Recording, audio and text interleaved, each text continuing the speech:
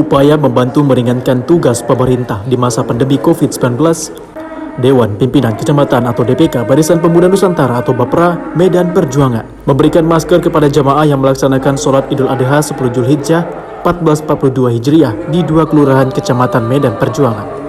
Selain memberikan masker, DPK BAPRA Medan Perjuangan juga menyosialisasikan kepada jamaah pentingnya menerapkan protokol kesehatan ketat sebagai upaya melawan penyebaran COVID-19. Andri Saragi, Ketua Dewan Pimpinan Kecamatan BAPRA Medan Perjuangan mengatakan, pembagian masker sebagai bentuk kepedulian pemuda. Untuk itu, dia mengajak agar warga selalu menaati aturan protokol kesehatan. Alhamdulillah, anggota dari kecamatan membagi masker. Kami sangat berterima kasih. Kami atas nama Badan Kajian Masjid Ikhlasiyah mengucapkan ribuan terima kasih atas pembagian maskernya kepada jemaah Masjid Ikhlasiyah. Kami doakan kiranya anggota yang membagi masker dalam keadaan sehat walafiat, murah rezeki, dan dimudahkan Allah SWT apa yang dikerjakan. Pada hari ini kita Kecamatan Medan Perjuangan membagikan masker buat para jamaah untuk melaksanakan sholat Idul Adha. COVID itu memang ada, jadi kita yang anak muda saling mengingatkan dan yang tua juga saling mengingatkan bahwasannya patuhilah protokol kesehatan. Ini sebagai bukti kita dari BAPRA Medan Perjuangan solidaritas, tetap mengingatkan kita saling untuk menjaga protokol kesehatan.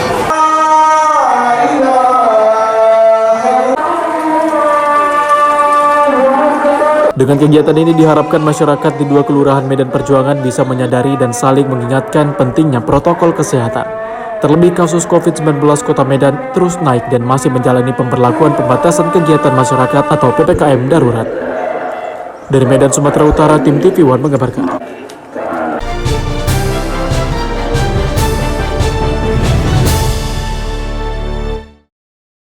Bupati Batubara Zahir didampingi Ketua BK3S Maya Indriasari serta PLT Kepala BPBD Batubara Sakban meninjau langsung dan memberi bantuan ke rumah warga yang terdampak banjir, diantaranya Desa Perjuangan Kecamatan Seibalai.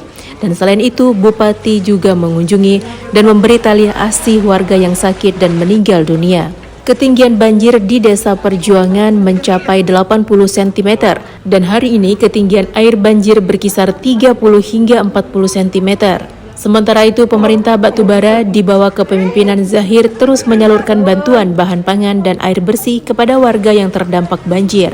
Posko pengungsian dan posko kesehatan tetap disediakan untuk mengantisipasi terjadinya banjir susulan. Menurut Bupati, Batubara menjadi langganan banjir kiriman dari hulu jika musim penghujan karena merupakan dataran rendah.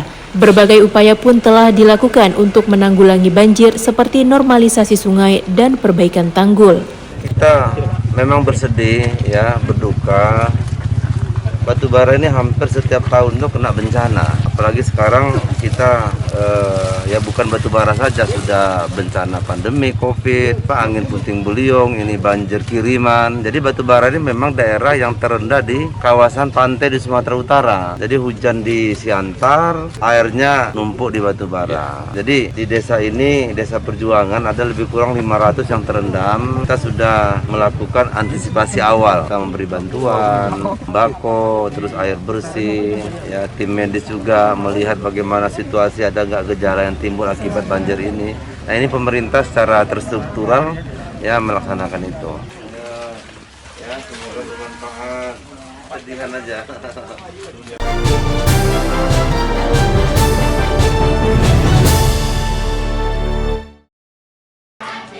Sebagai bentuk kepedulian pemerintah Batubara, Bupati memberikan bantuan sarana dan prasarana untuk kebutuhan Yayasan Sosial Rumah Kasih.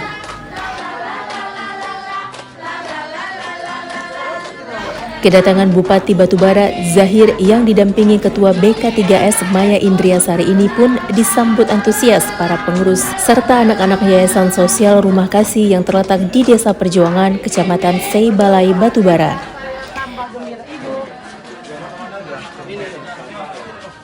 Dalam kunjungannya yang kedua kalinya, Zahir memberikan bantuan berupa kasur, tempat tidur 2 tingkat, lemari, kulkas, televisi, kompor gas, mesin air, selimut, kursi, serta tikar. Bupati Batubara Zahir mengatakan bantuan yang diberikan pemerintah Batubara melalui Dinas Sosial ini diharapkan dapat bermanfaat untuk Yayasan Sosial Rumah Kasih yang menampung, membina, dan mendidik orang-orang terlantar serta anak-anak yatim piatu. Zahir berharap semoga nantinya anak-anak yang berada di yayasan ini dapat berguna bagi nusa dan bangsa. Seluruh kawan-kawan yang hadir ke tempat ini yang kedua kalinya. Kemarin kita kursi ruang tamu beri bantuan ke KRS Rumah Kasih ini. Di sini banyak dibina anak-anak terlantar ya, butuh sarana prasarana, butuh tempat tidur, butuh tempat cuci, butuh sarana lainnya. Nah, pemerintah memberikan ini melalui dinas sosial. Semoga adik-adik ini bisa belajar, bisa hidup, bisa menimba ilmu sehingga nanti berguna bagi bangsa dan negara. Satu, dua.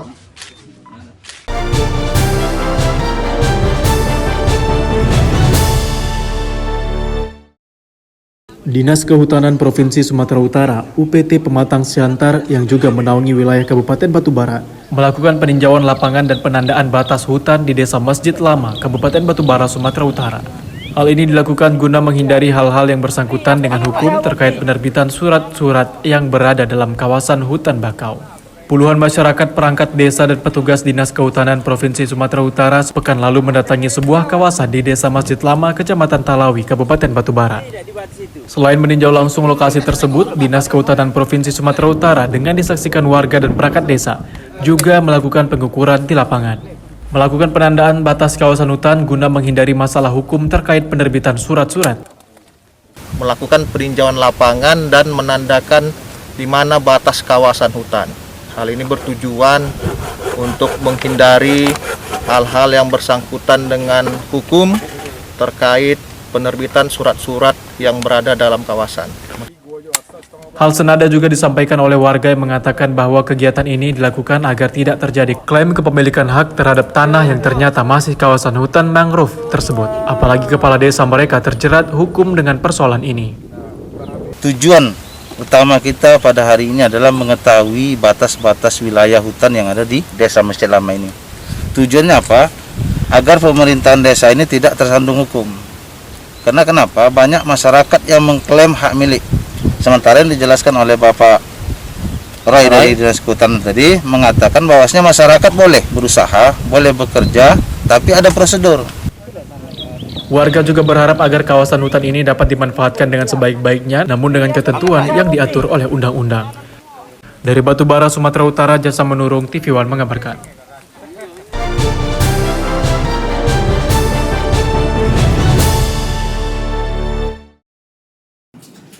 Puluhan warga dari setiap kabupaten di Aceh mendeklarasikan dukungan untuk Puan Maharani sebagai calon presiden Indonesia tahun 2024. Dengan menamakan diri mereka Gema Perjuangan Maharani Nusantara atau GPMN Aceh.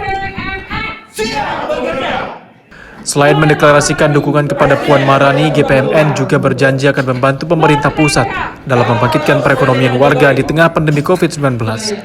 Seperti mengawal bantuan bansos yang tepat sasaran dan mengajak warga untuk sama berusaha dalam membangkitkan perekonomian. Deklarasi yang dilakukan di Hotel Tiara, Molaboh dihadiri perwakilan 23 kabupaten kota di Aceh. Dan organisasi Gema Perjuangan Maharani Nusantara juga akan terus terbentuk di seluruh Nusantara guna menciptakan kesejahteraan rakyat bersama Puan Maharani. Sementara itu, Tengku Abdul Aziz, Sekretaris GPMN Aceh, mengatakan deklarasi ini sengaja dilakukan untuk memulai perjuangan mendukung Puan Maharani sebagai presiden dan terus mengawal Jokowi hingga 2024 guna terciptanya rakyat yang sejahtera di tengah pandemi COVID-19. Kita untuk membangun sebuah organisasi Gema Perjuangan Maharani Nusantara untuk membangkitkan ekonomi rakyat selama pandemi corona. Dan bantuan ini tidak tepat sasaran. Insya Allah kita siap menjembatani masyarakat dan loyalitas kita terhadap pemerintah pusat.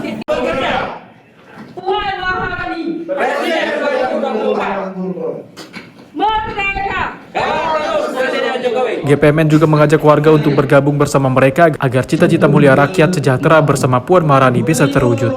Dari Kabupaten Aceh Barat, Kaidir Azhar, TV One mengabarkan.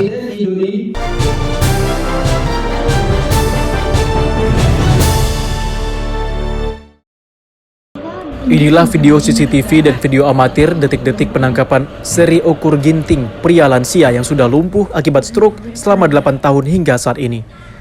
Penangkapan terjadi di rumahnya. Terlihat penangkapan yang disebut berjumlah ratusan orang personil dipimpin Ibtu Bram selaku Kanit dan Polres Langkat. Hal tersebut dituding melanggar prosedur penangkapan yang diatur dalam Perkapolri nomor 6 tahun 2019. Korban Seri Okur Ginting mengatakan tidak ada surat panggilan pemeriksaan sebelumnya. Penangkapan terjadi tiba-tiba dan saat itu di rumahnya hanya ada korban dan anak istrinya. Sedangkan ia sendiri sudah lumpuh akibat stroke selama 8 tahun hingga saat ini. Lalu ia menjelaskan tidak mengetahui penangkapan terkait laporan apa, sebab sebelumnya tidak ada surat pemanggilan atau surat apapun yang dilayangkan pihak Polres Langkat kepadanya. Hingga setelah proses penangkapan brutal itu, ia dibawa paksa dengan digotong ke Mako Polres Langkat dan menjalani pemeriksaan kesehatan. Pihak medis klinik Polres Langkat mengeluarkan hasil pemeriksaan medisnya dan menyatakan tidak memungkinkan untuk ditahan karena kadar gulanya rentan tinggi. Namun penyidik tetap melakukan penahanan, bahkan selama pemeriksaan ia tidak diperkenankan untuk didampingi kuasa hukum serta dipersulit untuk mendapatkan besuk dari keluarganya. Sehingga ia memohon kepada Presiden dan Kapolri beserta Kapolda untuk menindak pelaku. Dan ia menegaskan siap membuktikan dan mempertanggungjawabkan laporan pengaduan yang menjeratnya di persidangan.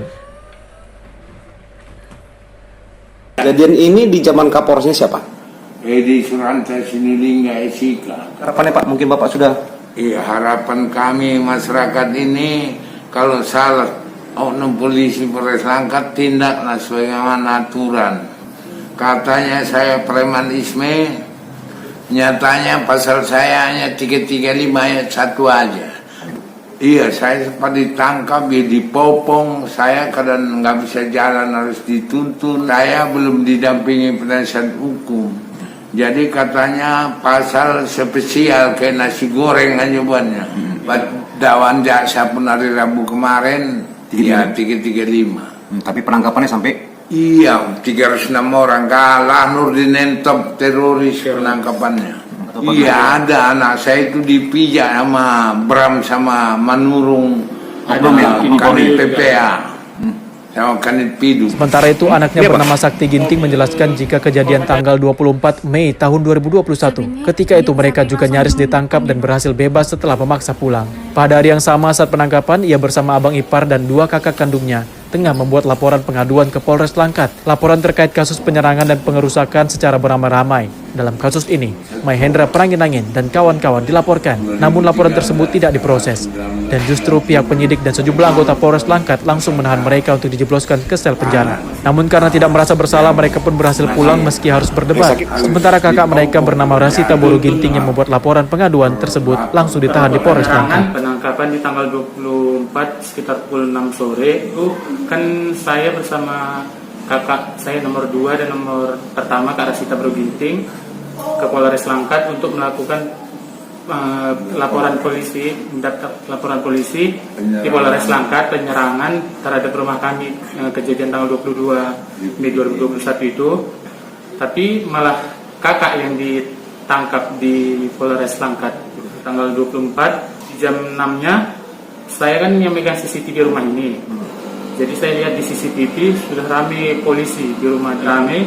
Terus saya lihat CCTV di bagian belakang, ratusan polisi lah masuk ke dalam rumah. Setelah saya dengarkan ada suara ledakan senjata dari pihak polisian, seperti penangkapan teroris lain. Bapak dan abang saya Luhur Santosa Ginting ditangkap di rumah. Ada satu adik bapak Pardianto Ginting juga ditangkap di Polres Langkat, di stop di situ di Palang, langsung ditarik langsung diborgol. Laporan sebelumnya apa? Bapak surat pemanggilan sebagai saksi atau calon tersangka pun nggak ada. Ya, Pak. Bukan melarikan diri sebenarnya. Siapa yang nggak terkejut kalau dari awal aja udah ada ledakan senjata. Minola Sebayang, kuasa hukum korban, menjelaskan fakta penangkapan kliennya diduga kuat melanggar SOP penangkapan yang diatur dalam Perkapolri nomor 6 tahun 2019. Ia menjelaskan kliennya yakni Seri Okur Ginting dan anaknya Rasita Boru Ginting dan Rasdianto Ginting adalah terlapor kasus tindak pidana ringan yakni pasal 335 ayat 1 butir ke 1E Hal tersebut tertuang dalam satu laporan polisi pada tanggal 23 Mei 2021 dan proses sidang pada saat ini. Minola Sebaya menyampaikan hingga kini ia juga menangani laporan kliennya yang dilakukan memasuki tahap sidik, di mana sebelumnya kasus ini tidak diproses di Polres Langkat. Ada dugaan proses penanganan perkara yang dihadapi oleh Okor dan keluarga ini adalah terlalu berlebihan, ya, overacting, ya. Karena seperti yang kita ketahui bahwa historis daripada kejadian peristiwa hukumnya itu adalah berawal dari adanya surat edaran yang berkaitan dengan masalah isu jual buah sawit dan juga portal, ya, dan itu diselesaikan rencananya adalah dalam pertemuan di Balai Desa Besilam di Bukit Dinding, ya. Nah, namun mungkin tidak terjadi suatu kesepakatan, kesepemahaman di antara para pihak yang berunding di balai desa tersebut, yang akhirnya menimbulkan adanya suatu gesekan, ya, adanya suatu emosi dari kedua belah pihak, dan saya rasa itu suatu hal yang biasa dan normal-normal saja, ya. Nggak ada kejahatan kalau memang misalnya kita lihat dari peristiwa hukum tersebut, ya. Nah, namun kemudian dari peristiwa hukum tersebut itu besok harinya ada laporan seolah-olah dalam pertemuan itu ada omongan teriakan-teriakan yang sarkasme yang dilakukan oleh Okor dan keluarganya. Bahkan di situ kalau dalam dakwaannya lebih lucu lagi, Okor dikatakan menendang kardus aqua. Sementara kita tahu sendiri lensa Okor itu sudah hampir 8 tahun, 10 tahun mengalami stroke, berjalan tidak saja dibantu, bagaimana mungkin dia menendang, ya. Nah, kalau kita lihat sendiri pasal yang disangkakan oleh pihak kepolisian kepada Okor itu pasal 335 yang ancamannya 1 tahun, ya, lebih kurang 1 tahun, dan juga 351 ayat 1 kepada Tosa yang ancamannya juga 2 tahun 8 bulan. Ini selalu berlebihan ketika proses penangkapannya itu dilakukan 1 hari setelah laporan diterima oleh pihak kepolisian dan mengerahkan ratusan anggota kepolisian, ya. Sementara kita tahu ada suatu mekanisme, ya, proses penyidikan yang berdasarkan Perkap Polri yang harusnya suatu perkara itu kalau memang berjalan dengan normal, lidik, sidik, baru pemanggilan sebagai saksi, baru ditersangkakan. Kalau memang kemudian orang yang ditersangkakan itu ketika ingin diminta keterangan sebagai tersangka tidak hadir dan dipanggil secara patut tidak hadir, baru dilakukan proses penangkapan. Ini kan bukan operasi tangkap tangan. Dari itu tidak pernah ada surat pemanggilan, surat pemeriksaan? Langsung dijemput. Langsung dijemput? Ya.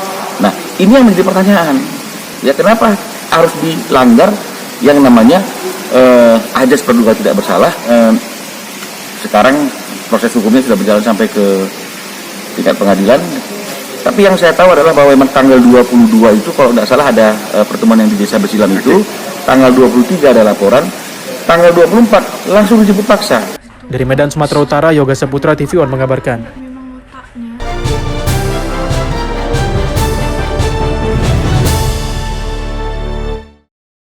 Bagian dari persidangan gugatan kepemilikan lahan digelar dengan agenda sidang lapangan gugatan perlawanan atas putusan perkara yang sebelumnya menetapkan Saur Boru Naibaho dan adiknya sebagai pemilik ahli waris. Objek tanah warisan orang tua mereka terletak di Desa Parsauran 1, Kecamatan Pangururan, Kabupaten Samosir, Sumatera Utara, dan sudah diganti rugi oleh Pemkap. Hanya saja hak akan biaya ganti rugi itu terus digantung meski sudah ditetapkan memenangkan perkara. Modusnya dengan kerap memunculkan penggugat baru, padahal Saur Nababan dan adiknya sudah ingkrah dimenangkan sebagai pemilik sah, dan hingga saat ini persidangan masih berlanjut. Ada punya cucu pun aku di sini. Jadi sudah tanda dengan pemilik tanah ini sebenarnya siapa di Lemburu isi yang tahu aku ya inilah. Saur Boru Naibaho menjelaskan tanah milik orang tua mereka terletak di Desa Parsauran 1, Kecamatan Pangururan, Kabupaten Samosir sejak ratusan tahun lalu. Bahkan di tahun 2008 dan 2018 mereka terdaftar sebagai penerima biaya ganti rugi lahan dari pemerintah, sedangkan Berlin Citanggang CS sekalipun tidak pernah terdaftar hingga keanehan muncul di saat putusan ingkrah muncul gugatan perlawanan. Kita mempertahankan dan ini sudah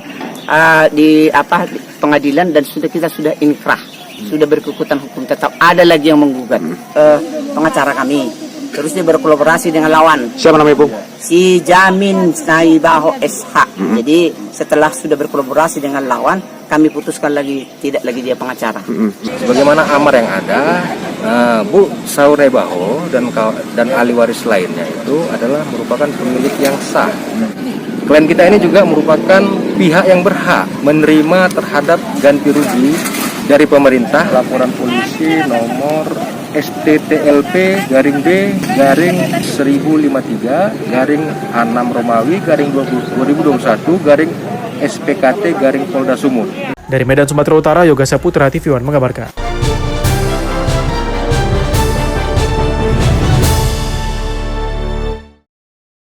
Markas Komando Pangkalan TNI Angkatan Laut atau Lanal Kota Sibolga melaksanakan serbuan vaksinasi massal kepada ratusan masyarakat maritim di Kota Sibolga, Sumatera Utara.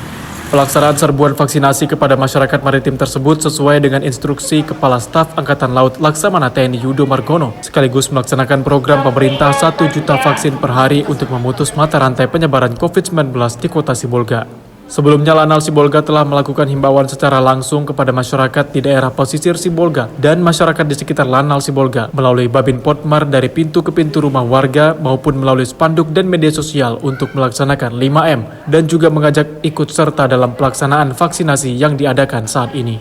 Pelaksanaan serbuan vaksinasi maritim ini bekerja sama dan didukung sepenuhnya oleh pemerintah daerah Kota Sibolga dan juga tenaga vaksinator dari Dinas Kesehatan Kota Sibolga. Sasaran penerima vaksin COVID-19 saat ini kepada masyarakat maritim yaitu warga di pesisir Kota Sibolga, wirausahawan, nelayan, dan para pekerja sektor maritim di Kota Sibolga.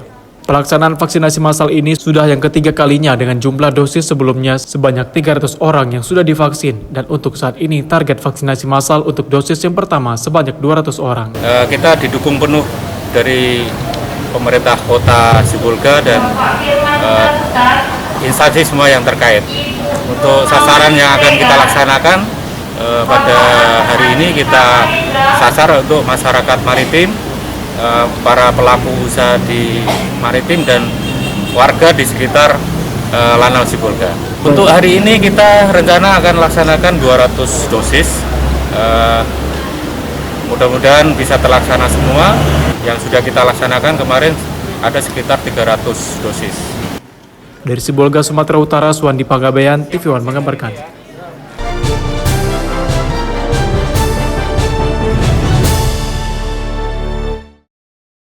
Didampingi oleh pelaksana tugas Kepala Dinas Kesehatan Kota Medan, Bobi mengapresiasi Rumah Sakit Hermina Medan yang tanggap membantu pemerintah Kota Medan dalam pelayanan menangani pasien penderita COVID-19. Dirinya juga menyebut bahwa saat ini Rumah Sakit Hermina telah melampaui ketentuan jumlah tempat tidur bagi pasien COVID-19 yang berdasarkan ketentuan minimal 30%. Namun Rumah Sakit Hermina telah melampaui jumlah tersebut dengan persentase 46% dari total seluruh tempat tidur rumah sakit. Menantu Presiden Joko Widodo ini juga mengklaim dalam beberapa hari terakhir terjadi peningkatan bor atau keterisian tempat tidur bagi pasien COVID-19. Oleh karena itu, Bobi berharap apa yang dilakukan oleh Rumah Sakit Hermina Medan dapat menjadi contoh bagi rumah sakit lainnya guna membantu pemerintah dalam menangani pandemi COVID-19. Ada penambahan pelayanan dari Rumah Sakit Hermina Medan, dan tadi juga kita informasikan Rumah Sakit Hermina ini melakukan penambahan juga kepada tempat tidur untuk COVID-19.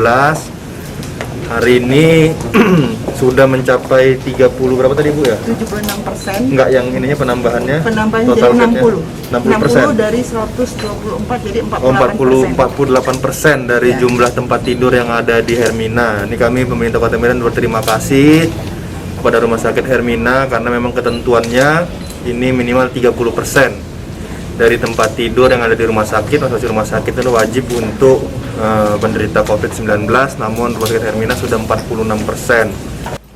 Selain meresmikan ruangan unit hemodialisa dan penambahan tempat tidur pasien COVID-19, Bobi juga turut menyapa dan memberi semangat kepada tenaga kesehatan dan pasien penderita COVID-19 melalui video call. Semangat Ibu. Dari Medan, Sumatera Utara, Bahana Situmorang, TV One mengabarkan.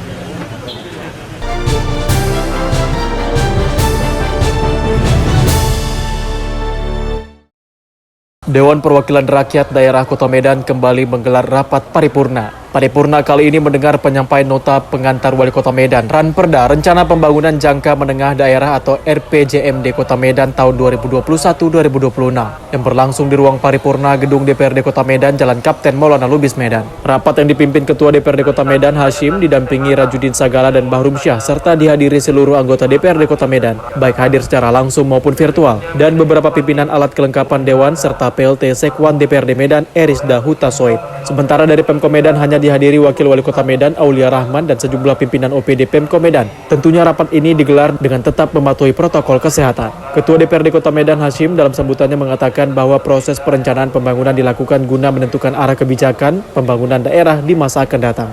Tahapan proses akan melalui berbagai rangkaian pilihan kebijakan yang melibatkan seluruh unsur pemangku kepentingan guna pemanfaatan dan mengalokasikan sumber daya yang dimiliki daerah selama jangka waktu tertentu. Ketua DPRD Medan juga menyampaikan akan siap melaksanakan pembahasan yang cermat dan teliti terhadap RPJMD 2021-2026 ke depannya. Sementara itu, Wali Kota Medan Bobi Afif Nasution menyampaikan via Zoom Ranperda RPJMD Kota Medan tahun 2021-2026 diyakini dapat menyelesaikan permasalahan Kota Medan, yakni pertumbuhan ekonomi daerah yang lambat akibat dampak COVID-19, di mana tingginya angka kemiskinan dan keterbatasan lapangan kerja, infrastruktur, pelayanan dasar yang belum optimal. Begitu juga persoalan jalan, drainase, dan persampahan yang belum dapat ditangani dan dikelola dengan baik, serta kinerja akuntabilitas pemerintah daerah dan pelayanan publik yang belum maksimal. Wali Kota Medan berharap pembahasan RPJMD tahun 2021-2026 dapat berjalan konstruktif, komprehensif, dan dilakukan secara musyawarah dengan mengedepankan semangat kolaborasi dan kebersamaan sehingga dapat lebih menyempurnakan dokumen RPJMD Kota Medan tahun 2021-2026 ke depannya. Dari Medan, Sumatera Utara, Fahmi, TV One mengabarkan.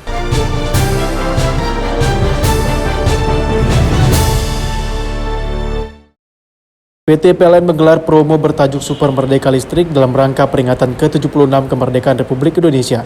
Melalui promo Super Merdeka Listrik untuk pelanggan yang ingin menambah daya hanya dibanderol seharga Rp202.100. Harga spesial super murah ini berlaku untuk biaya penyambungan pada layanan tambah daya untuk konsumen tegangan rendah daya 450 volt ampere dan 900 volt ampere. Untuk sebuah golongan tarif yang mengajukan permohonan penambahan daya akhir mulai daya 900 volt ampere hingga daya 5500 volt ampere.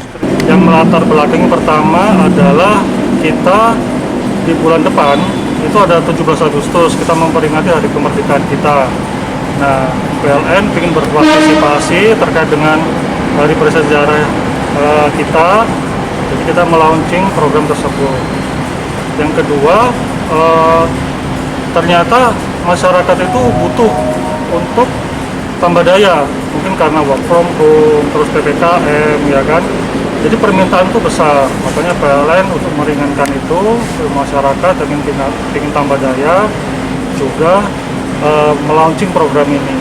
Promo ini berlaku untuk pelanggan seluruh golongan tarif dari untuk daya 450 VA dan 900 VA, dan mereka bisa mengajukan tambah daya dengan harga promo sampai daya maksimal 5.500 VA. Itu hanya bisa dilakukan melalui aplikasi PLN Mobile. Dengan semangat kemerdekaan ini, pelanggan juga punya kemerdekaan dalam memilih layanan terbaik PLN sesuai kebutuhan. Karena PT PLN telah berkomitmen memberikan pilihan layanan terbaik bagi masyarakat lewat Super Merdeka Listrik. Dari Palembang, Sumatera Selatan, Febriansyah, TV One mengabarkan.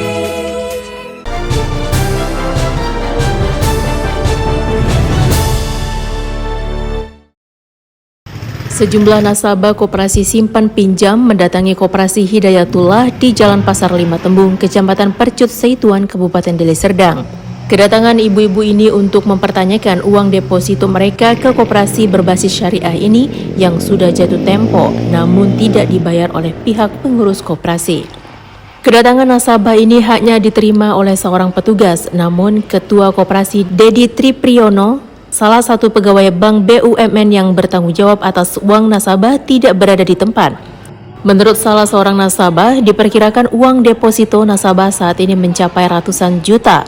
Jangankan bunga deposito, uang pokok nasabah saja sampai saat ini diduga raib dan tidak ada itikat kepala koperasi untuk mengembalikan, padahal masa deposito sudah lama jatuh tempo. Untuk meminta hak kami yang selama ini kami simpan ke koperasi dengan tabungan deposit berjangka.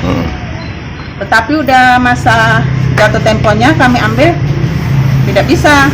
Udah terlalu lama, jangankan bunganya, pokoknya aja belum dapat. Ini udah berapa kali kita datangi Bu koperasi tadi? Oh, udah sering lah Pak. Orangnya nggak pernah ada Pak ya?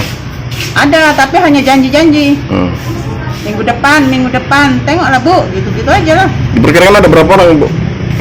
Diperkirakan ada 10 orang yang kena ya? Ini rata-rata ibu-ibu semua Bu yang kena? Iya. Sementara saat akan dikonfirmasi di kediaman Dedi Tripriyono di kawasan Pasar 5 Tembung, yang bersangkutan tidak ada di rumah. Melalui pesan singkatnya, Dedi menghimbau agar menghubungi pihak pengacaranya.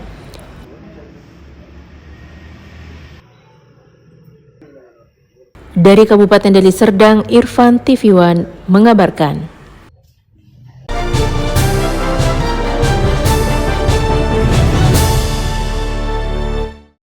Program TMMD yang ke-111 tahun 2021 sudah selesai dilaksanakan. Aparat TNI dari Kodim 0401 Sekayu, Musi Banyu Asin telah menyelesaikan yakni 2 jembatan jalan penghubung 27 desa yakni 14 km dan juga berkoper juga sudah selesai. Pelaksanaan tersebut ditutup atau penutupan pelaksanaan TMMD dilaksanakan di Kabupaten Musi Banyu Asin. Untuk lebih jelasnya, ini dia penjelasan dari Dandim 0401 Musi Banyu Asin, Letkol Faris Kurniawan. Alhamdulillah, pada hari ini kita melaksanakan kegiatan penutupan TMMD ke-111 tahun anggaran 2021. Saya mengucapkan terima kasih yang sebesar-besarnya kepada pemerintah Kabupaten Musi Banyu Asin yang telah memberikan dukungan luar biasa terbesar di Indonesia. Apresiasi positif juga saya berikan kepada dinas jajaran di pemerintah Kabupaten Musi Banyu Asin. Kemudian juga saya berikan apresiasi kepada Polres Muba, Kajari Muba, serta masyarakat Lalat yang telah memberikan kontribusi positif, partisipasi yang sangat luar biasa, sehingga pelaksanaan TMMD ke-111 dapat dilaksanakan secara maksimal, tidak ada kendala yang berarti, dan intinya adalah mencapai 100% sesuai dengan rencana, baik sasaran fisik maupun sasaran non-fisik. Kami harapkan semoga hasil kerja sasaran fisik dan sasaran non-fisik kami dapat dinikmati bagi masyarakat Kecamatan Lalan dan intinya meningkatkan taraf hidup mereka serta membantu pembangunan di wilayah Kabupaten Musi Banyu Asin. Dari Musi Banyu Asin, Sumatera Selatan, Puja Kusuma, TV One mengabarkan.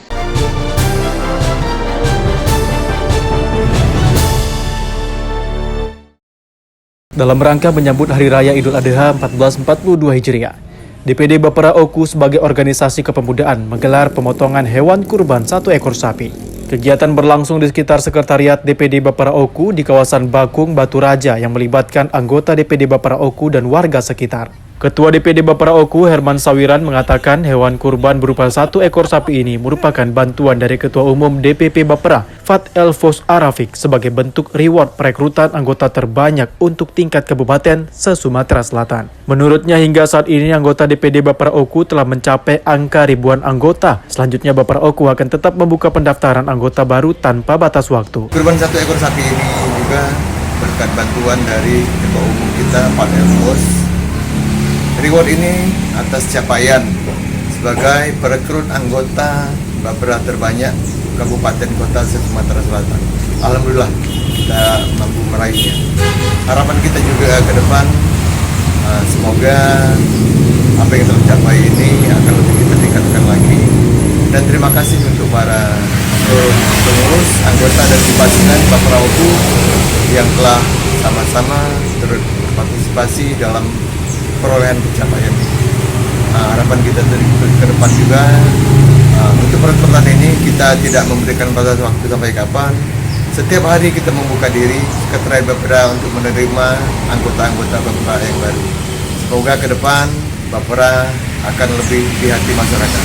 Bapera maju. Ketua DPD Bapera Oku juga mengucapkan terima kasih kepada seluruh pengurus, anggota, dan simpatisan Bapera Oku yang telah berpartisipasi sehingga teraih pencapaian reward dari DPP Bapera Pusat. Dari Kabupaten Ogan Komering Ulu, Sumatera Selatan, Herman Sawiran, Redo Saputra, TV One mengabarkan.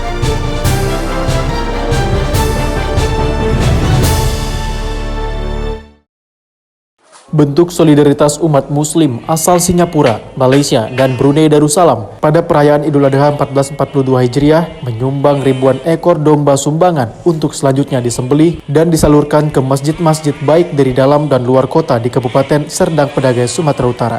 Sebanyak 2.365 ekor domba untuk dijadikan hewan kurban sumbangan asal umat muslim warga negara Singapura, Malaysia, dan Brunei Darussalam disembelih di Desa Kota Pari, Kecamatan Pantai Cermin, Kabupaten Serdang Bedagai, Sumatera Utara.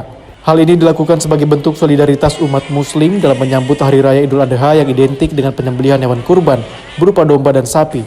Sumbangan umat muslim dari ketiga negara tersebut disalurkan dan dilaksanakan penyembelihannya oleh PT Aliyah Rizq Agriculture. Sebelum penyembelihan hewan kurban, panitia melakukan dokumentasi dengan memfoto hewan kurban dengan menunjukkan nama dari warga negara yang berkurban. Setelah itu, domba pun disembelih dan disalurkan menggunakan mobil pick-up ke masjid-masjid yang berada di wilayah dalam dan luar kota di Kabupaten Serdang Bedagai, Sumatera Utara. Guna tetap mematuhi pelaksanaan protokol kesehatan yang ketat, dalam kegiatan penyembelihan turut juga disaksikan dari pihak kepolisian dan TNI setempat. Mereka berkurban, mereka kan sudah sering berkurban di Indonesia. Namun kan mereka berkurban bukan hanya di Medan, mereka berkurban di Jawa, di macam-macam. Tetapi di Sumatera Utara ini lebih banyak populasi dombanya. Nah jadi, dan harganya pun relatif lebih murah dibandingkan dengan daerah lain. Nah karena sekarang ini masa pandemi COVID, kan otomatis semua orang banyak penurunan income. Nah kebetulan kita punya produk yang memang kita udah persiapkan, domba-domba ini yang bisa membuat sejuta umat untuk berkurban. Dari Serdang Bedagai, Sumatera Utara, Ahmad Sukri, Asmar Beni, TV One mengabarkan.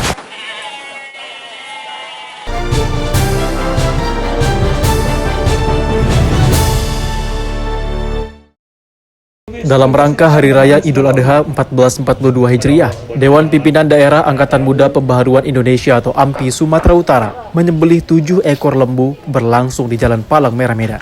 Penyembelihan hewan kurban merupakan agenda rutin tahunan yang dilaksanakan DPD AMPI Sumatera Utara dengan mengusung tema melalui pelaksanaan kurban 1442 Hijriah bersama DPD AMPI Sumatera Utara. Kita tingkatkan kepedulian terhadap sesama untuk menghadapi dampak situasi pandemi COVID-19. Penyembelihan 7 ekor lembu tersebut disaksikan langsung Ketua Dewan Pimpinan Daerah atau DPD AMPI Sumatera Utara, David Luther Lubis, dan tentunya pelaksanaan penyembelihan hewan kurban, panitia tetap mengikuti penerapan protokol kesehatan. Ketua DPD AMPI Sumatera Utara, David Luther Lubis, berharap daging kurban yang dihasilkan dengan jumlah 700 kupon tersebut dapat dirasakan langsung oleh masyarakat maupun kader AMPI yang terdampak penerapan pemberlakuan pembatasan kegiatan masyarakat atau PPKM darurat di Kota Medan. Alhamdulillah hari ini AMPI Sumut dalam rangka menyambut Idul Adha 1442 Hijriah melakukan kurban sapi sebanyak 7 ekor, dan ini kita lakukan secara rutin. Dan hari ini terutama pada masa-masa pandemi COVID-19 ini, mudah-mudahan dengan apa yang kita lakukan saat ini dapat membantu masyarakat. Itu dibagikan di 21 kecamatan, kemudian distribusinya itu yaitu kita antarkan door to door ya melalui ketua harian 21 kecamatan di Kota Medan, dibagikan kepada masyarakat. Khususnya kita dilakukan di Kota Medan, artinya masyarakat Sumatera Utara terbantu dengan adanya kurban yang dilakukan AMPI Sumatera Utara. Dari Medan, Sumatera Utara, Fahmi, TV One mengabarkan.